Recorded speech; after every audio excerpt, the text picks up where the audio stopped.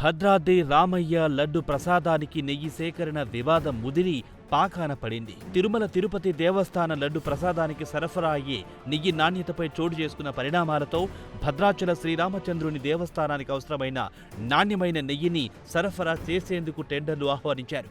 టెండర్తో సంబంధం లేకుండా ప్రభుత్వ రంగ సంస్థ విజయ డైరీ నుంచి కూడా కొనుగోలు చేసే వెసులుబాటు ఉంది. ఇదే విషయంపై తెలంగాణ దేవాదాయ శాఖ అన్ని ఆలయాలకు ఆదేశాలు జారీ చేసింది.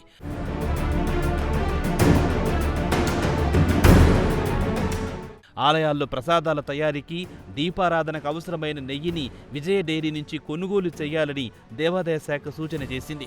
ప్రభుత్వ రంగ సంస్థల నుంచి నెయ్యి కొనుగోలు చేయాలన్న ప్రభుత్వ ఆదేశాలను ఇక్కడి ఆలయ అధికారులు బేఖాతరు చేశారు. నెయ్యి సరఫరా కోసం టెండర్లు పిలిచారు. గత 10 ఏళ్ల నుంచి భద్రాద్రి రాముడికి నెయ్యి సరఫరా చేస్తున్న కరీంనగర్ డైరీని కాదని పక్క రాష్ట్రానికి చెందిన ఓ ప్రైవేట్ సంస్థకు కాంట్రాక్ట్ అప్పగించడంపై విమర్శలు వెల్లువెత్తుతున్నాయి.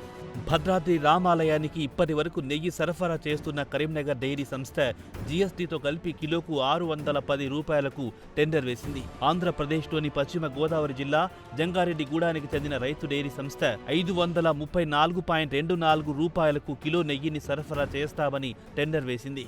అతి తక్కువ ధరకు కోట్ చేసిన టెండర్ను ఖరారు చేస్తూ కాంట్రాక్ట్ అప్పగించింది. ఆంధ్రాకు చెందిన రైతు డైరీ సంస్థకు వచ్చే సంవత్సరం ఆగస్టు 31 వరకు నెయ్యి సరఫరా చేసే విధంగా ఒప్పందం చేసుకున్నారు.